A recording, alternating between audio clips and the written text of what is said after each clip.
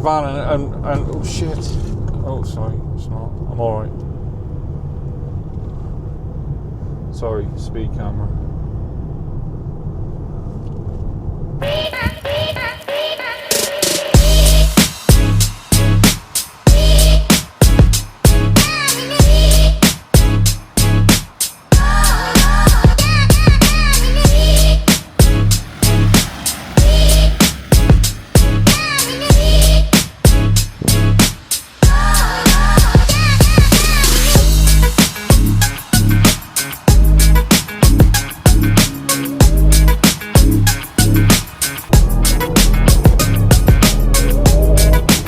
Along in traffic.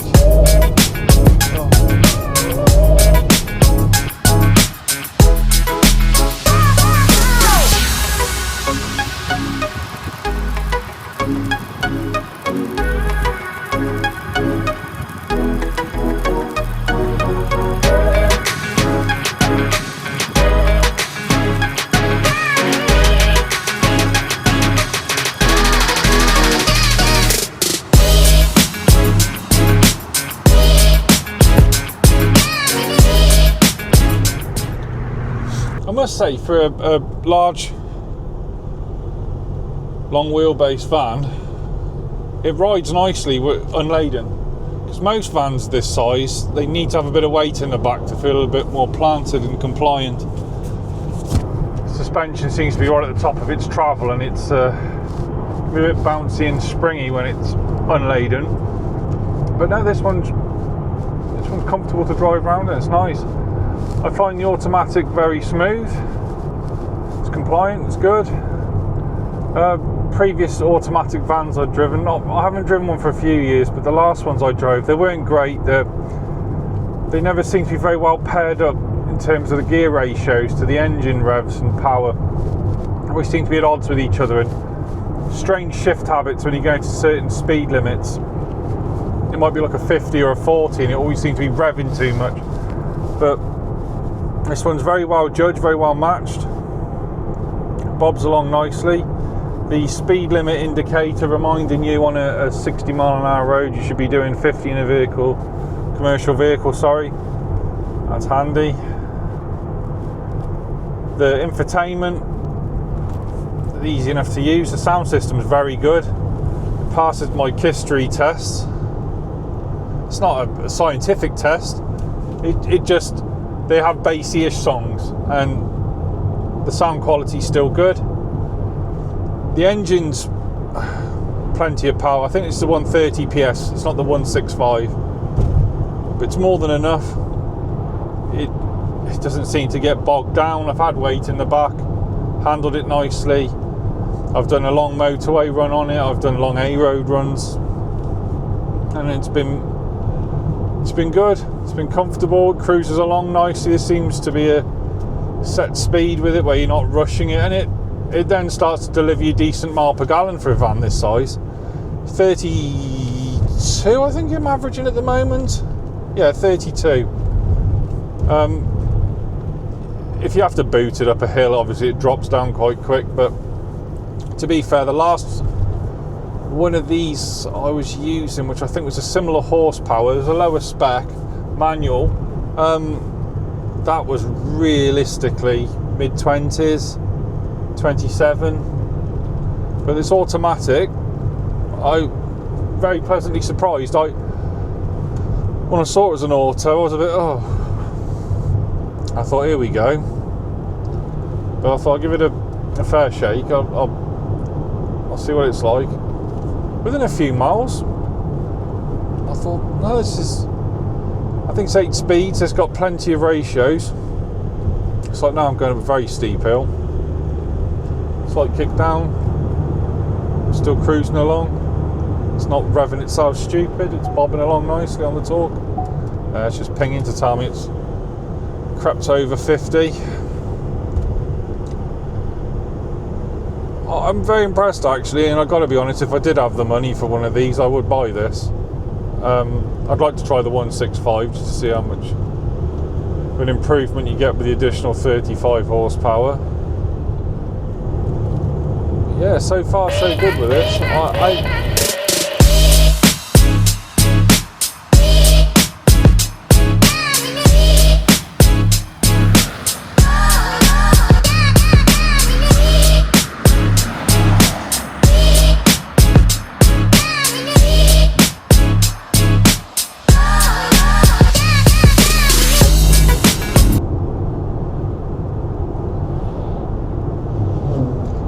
feel the need to thrash it or anything, because it's got enough ratios. You just have to just touch the throttle and it'll get itself going. It'll pick speed up. It's got speed limiter, the cruise control. They're very handy. And one thing I did find I really liked about this very quickly was going on to the Birdlip bypass in all the traffic up the steep hill to where the hot air balloon pub used to be, because it was creeping all the way, stop start, being automatic. This was very pleasant.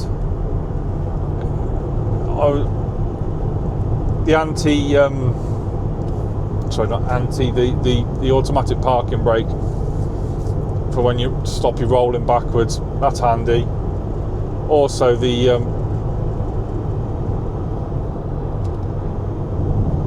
automatic stop and go, turning itself on and off, it's not too intrusive. You just relax the brake pedal a bit, it turns itself back on, so you can preempt when traffic's going to move. I'm a fairly big chap, so I'm 6'7" and I'm well over 20 stone. I've got plenty of headroom. I've still got leg room, which is unusual for me in a van. I sit comfortably. The armrest if you're bobbing along down the motorway.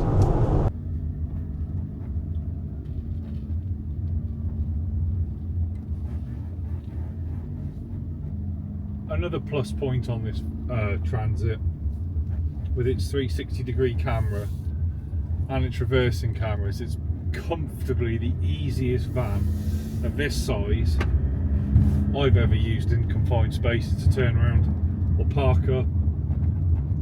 It's very well thought out, as by and large the Transit always has been. I've been around stop and go again, kicks back in quickly. I've been around Transits all my life really, and they've always been a good, comfortable, strong, solid van. The wet belt thing really, from my view, is a bit of a bad move. Since talked to a guy that does a lot of them, changes a lot of them, and he's told me if you need to keep on top of your oil changes with the proper manufacturer quality oil. Also, the intervals need to be done very regularly. He suggested half the term of what the van's service schedule is. He'd say do it in half that time. Also, factor in with somebody like him about £1,800 to have the full wet belt and some change. He insists on using the genuine Ford kit. He said you can get cheaper alternatives, but he wouldn't warrant them. But if you're buying a new van, you're just keeping it in the warranty period, or you're having it for the lease,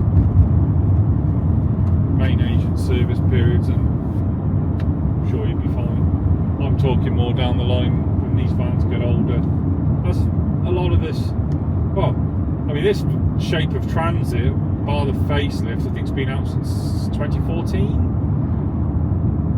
I think 2015. So it's 10-11 years this van's been out, and it still feels modern. A friend had a Fiat Ducato. I was using that last year, and that's I think it's a 23 reg. That's a decent van, but it wasn't as well appointed as this. It wasn't as nice to drive as this. So for me, I still think the Transit's the one I go to. I really do think this is a lovely van, because normally in this size you don't get many creature comforts. It's just as cheap as can be. Hauling parcels and crates, delivering.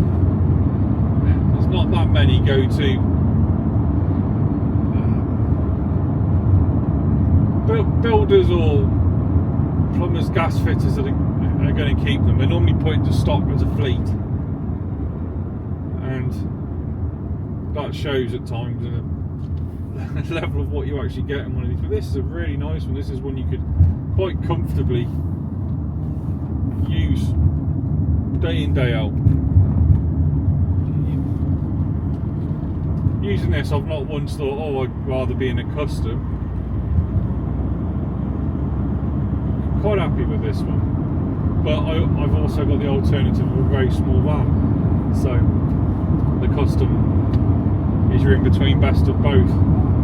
You've got the roof rack on, you can then take the lengths of wood or pipe that you need. I mean, to be honest, most blokes get 3 metre lengths of pipe nowadays anyway. If you have 6 metre lengths, you have it delivered. Likewise with the timber, you'd have it delivered to site. Been very impressed with this. One thing it takes a little bit of getting used to is the rear view camera replacing, obviously, the rear view mirror, which you can never ever see, obviously, because it's got a bulkhead. It's the distance with it. Relation from the screen to the mirrors.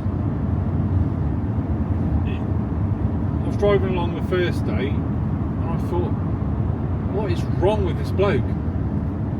He looked like he was pretty much going to drive into the back of me. I then glanced in my mirror to realise he was actually quite a bit further back than what I originally thought. That took a little bit of getting used to, because you'd think after that, oh yeah, you instantly know, but you don't. You be in your own world thinking about something, glance at them, what's wrong with them? And it turns out nothing, it's you and your camera. I mean, it's clear. There's somebody behind me right now and I can see them both pointing all manner of things.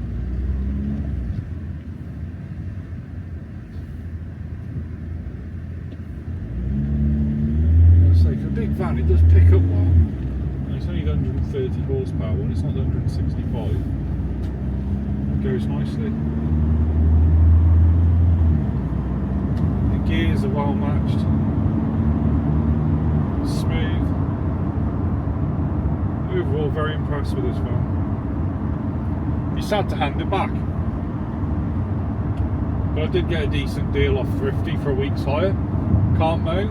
It was going to be about £400 if I picked it up on the Saturday for 7 days, but if I left it to Monday, it dropped right down to about 316, I think it was, or 306. Just for picking up on a Monday as opposed to a Saturday. Which was a decent saving. And then managed to put the additional money onto, I think it was windscreen tyres, glass and tyres, however they word it. Because you never know, just in case. But it's decent value. I've gone to other hire companies before and I've needed a van this size, and it's been quite a chunk more than that. So far so good with the van and the hire. Well, it's not called Thrifty anymore, is it? I think it's still Thrifty, but it's Switch. They're changing the branding over to Switch. They're very helpful. So yeah, no quibbles and no complaints.